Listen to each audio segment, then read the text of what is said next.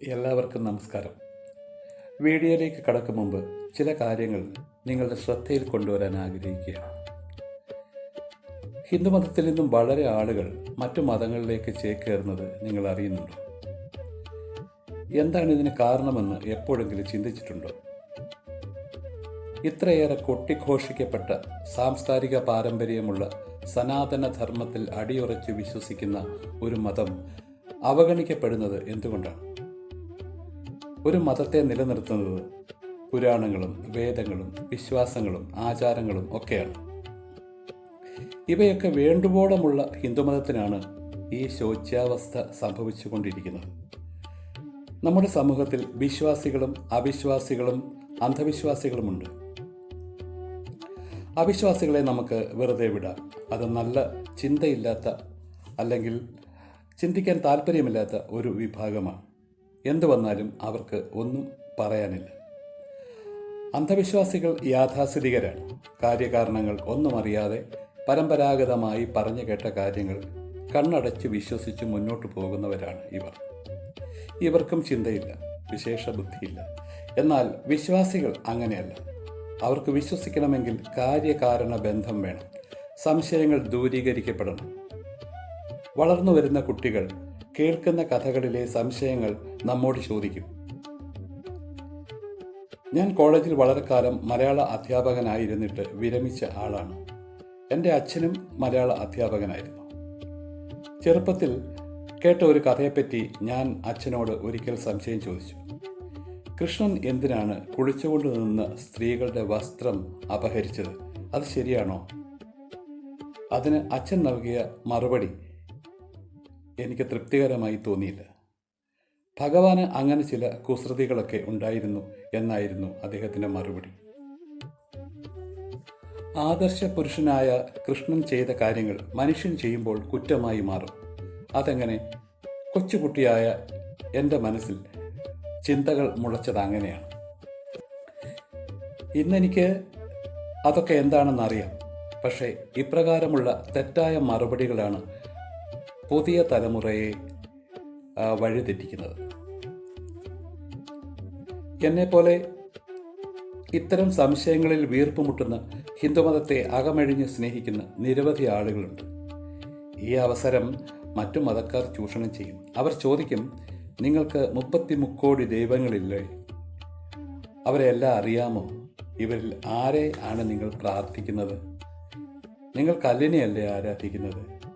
വിഷ്ണു പ്രസവിച്ചല്ലേ അയ്യപ്പനുണ്ടായത്? ആനയുടെ തല ഗണപതിക്ക് ഇണങ്ങുമോ? താമരപ്പൂവിൽ ദേവിക്ക് ഇരിക്കാൻ പറ്റുമോ?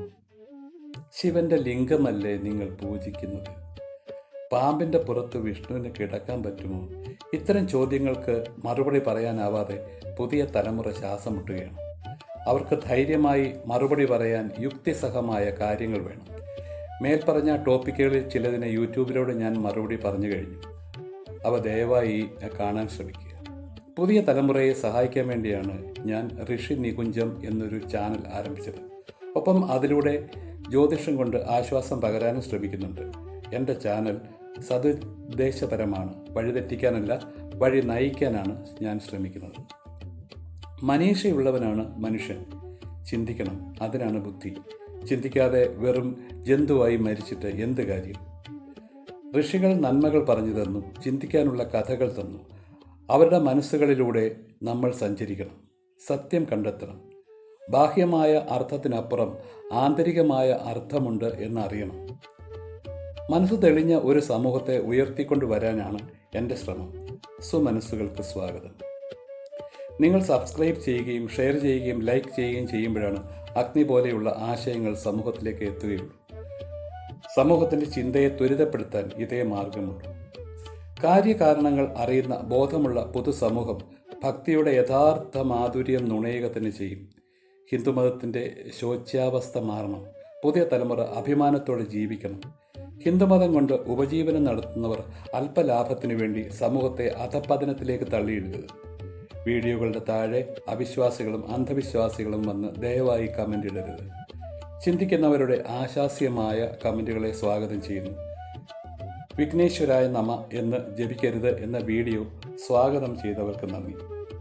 ഇനി വിഷയത്തിലേക്ക് കടക്കാം. ഗണപതി ഭഗവാൻ ചന്ദ്രനാണെന്ന് ഞാൻ കഴിഞ്ഞ വീഡിയോയിൽ പറഞ്ഞു. അദ്ദേഹത്തിൻ്റെ സഹോദരനാണ് സുബ്രഹ്മണ്യൻ. കുജൻ എന്ന് ജ്യോതിഷികൾ വിളിക്കുന്നത് അദ്ദേഹത്തെയാണ്.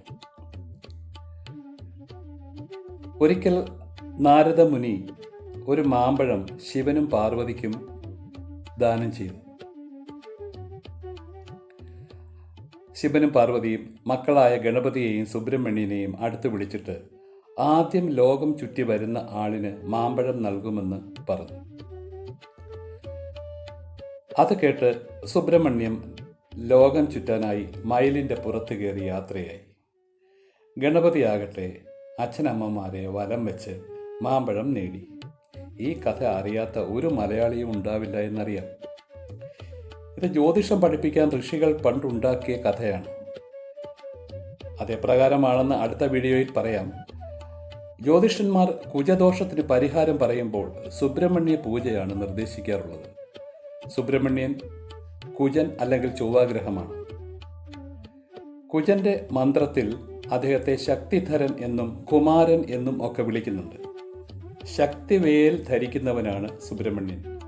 കുമാരൻ എന്നാൽ എന്നും യൗവനത്തോടെ ഇരിക്കുന്നവൻ എന്നർത്ഥം. കുമാരകോവിൽ, കുമാരപുരം ഒക്കെ സുബ്രഹ്മണ്യന്റെ പേരുകൊണ്ട് അറിയപ്പെടുന്ന സ്ഥലങ്ങളാണ്. ജാതകത്തിൽ കുജന് ബലമുള്ളവർക്ക് പ്രായം തോന്നില്ല. അവർ വളരെ കാലം കുമാരന്മാരായി തന്നെ ഇരിക്കും.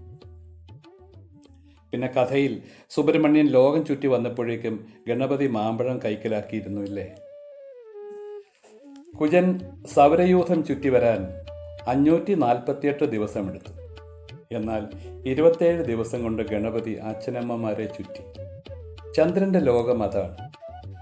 ഗണപതിക്ക് ലഭിച്ചത് വിജ്ഞാനത്തിൻ്റെ പഴമാണ് എങ്കിൽ സുബ്രഹ്മണ്യന് ലഭിച്ചത് ജ്ഞാനത്തിൻ്റെ പഴമാണ്, ജ്ഞാനപ്പഴം. അദ്ദേഹം തന്നെയാണ് ജ്ഞാനപ്പഴം. ജ്ഞാനവിജ്ഞാനങ്ങൾ വ്യത്യസ്തമാണ്. ആത്മീയമായ ചിന്തയിൽ നിന്ന് മാത്രമേ ജ്ഞാനമുണ്ടാവുകയുള്ളൂ. ലൗകികമായ ചിന്തയിൽ നിന്ന് ലഭിക്കുന്നതാണ് വിജ്ഞാനം. ജ്ഞാനം അകത്തേക്കുള്ള അറിവാണ്. ഗണപതിക്ക് അച്ഛനമ്മമാർ മാത്രമായിരുന്നു ചിന്ത. എന്നാൽ ജ്ഞാനത്തിൻ്റെ യാത്രയിൽ നിന്ന് നേടാവുന്നത് മുഴുവൻ നേടിയാണ് സുബ്രഹ്മണ്യൻ എത്തിയത്. അദ്ദേഹത്തിൻ്റെ വാഹനം മയിലാണെന്ന് എല്ലാവർക്കും അറിയാം. സുബ്രഹ്മണ്യൻ പുറപ്പെടാൻ പോകുന്നേരം മയിലിനെ കണ്ട് അമ്പരന്നുപോയി. പീലി വിടർത്തി ആടിക്കൊണ്ടിരുന്ന ആ മയിലിൻ്റെ പീലികളിൽ അദ്ദേഹം കണ്ടത് നക്ഷത്ര സമൂഹങ്ങളെയായിരുന്നു. ആകാശമാകുന്ന മയിലായിരുന്നു കുജന്റെ വാഹനം. അദ്ദേഹം ലോകം നിറഞ്ഞു നിൽക്കുന്ന മയിലിനെ തൊഴുതു. അനന്തമജ്ഞാതമവർണ്ണനീയമായ ആകാശ നക്ഷത്രമാകുന്ന മയിലിൻ്റെ പുറത്ത് ജ്ഞാനമാകുന്ന മാധുര്യം കണ്ടെത്താൻ യാത്രയായി. മേടം അദ്ദേഹത്തിൻ്റെ സ്വക്ഷേത്രമാണ്, മൂലക്ഷേത്രവും കൂടിയാണ്. അവിടെ നിന്ന് പുറപ്പെട്ട കുജൻ ഇടവവും മിഥുനവും പിന്നിട്ട് കർക്കടകത്തിൽ എത്തിയപ്പോൾ അല്പം ക്ഷീണിതനായി. അത് ചന്ദ്രക്ഷേത്രമാണല്ലോ. അവിടെ കുജൻ നീചനാകുന്നു. സഹോദരൻ്റെ വീട്ടിൽ ജ്യേഷ്ഠനുള്ള അസ്വാതന്ത്ര്യമായി നമുക്ക് അതിനെ കണക്കാക്കാം. എന്നാൽ നീചത്തിലും ബലം കാട്ടുന്ന ഗ്രഹം കുജൻ മാത്രമാണ്. കർക്കടകത്തിലെ കുജന് നീചഭംഗം ആവശ്യമില്ല എന്ന് പറയുന്നത് അതുകൊണ്ടായിരിക്കാം. കർക്കടകം പൊതുവെ വൈകാരികതയുടെ ക്ഷേത്രമാണ്. സൂര്യനും കർക്കടകത്തിൽ ദുർബലനാണ്. കുജൻ അല്ലെങ്കിൽ സുബ്രഹ്മണ്യൻ അവിടെ കുറേയേറെ ദിവസം താമസിച്ചിട്ടേ യാത്ര തുടർന്നുള്ളൂ. സൂര്യലോകങ്ങളും ബുധ ശുക്രലോകങ്ങളും പിന്നിട്ട് 8ാം രാശിയായ വൃശ്ചികത്തിൽ വന്നെത്തി. അത് കുജന്റെ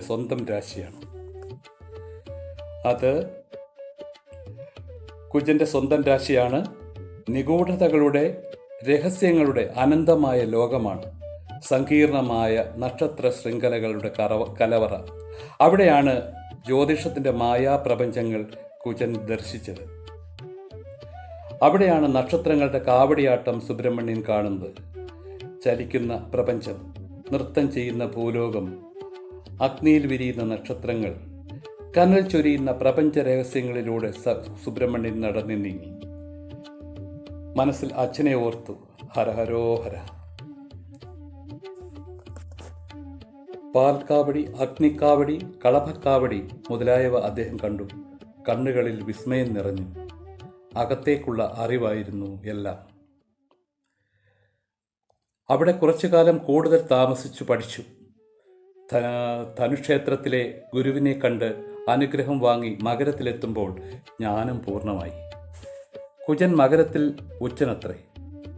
ശനിയുടെ അനുഗ്രഹം നേടി കുംഭം കടന്ന് മീനത്തിലെത്തുമ്പോൾ ജ്ഞാന സന്യാസിയായി മാറുകയാണ് കുജൻ. മോക്ഷത്തിൻ്റെ രഹസ്യമറിഞ്ഞ് അച്ഛനമ്മമാരുടെ മുന്നിൽ ജ്ഞാന സന്യാസിയായി തിരിച്ചെത്തുന്ന മകനെ ശിവപാർവതിമാർ ജ്ഞാനയോഗി എന്ന് വിളിച്ചു സ്വീകരിച്ചു. ജ്യോതിഷത്തിൻ്റെ ഗുരുവാക്കാനായിരുന്നു ശിവപാർവതിമാർ സുബ്രഹ്മണ്യനെ യാത്രയാക്കിയത്. സുബ്രഹ്മണ്യൻ പോയ വഴികളിലെല്ലാം നോക്കിയിരിക്കുന്ന ജോലിയായിരുന്നു ഗണപതിക്ക്. ഇതാണ് ചന്ദ്രനും കുജനും തമ്മിലുള്ള അഭേദ്യമായ ബന്ധം. കുജൻ ഭടന്റെ ധൈര്യവും കരുത്തും ഉള്ളവനാണ്. അഗ്നിയാണ് ദേവത, കോഴിയാണ് കൊടിയടയാളം. ചന്ദ്രൻ വൈകാരികതയും ഉച്ചനീചത്വവുമുള്ള കുടുംബസ്നേഹിയാണ്. ജ്യോതിഷ ചക്രത്തിൽ ദേവന്മാരുടെ സേനാപതിയാണ് സുബ്രഹ്മണ്യൻ. ദേവസേനയെ നയിക്കുന്നത് കുജനാണ്. ദേവസേന ഭാര്യയല്ല, ദേവന്മാരുടെ സൈന്യത്തിൻ്റെ പേരാണ്.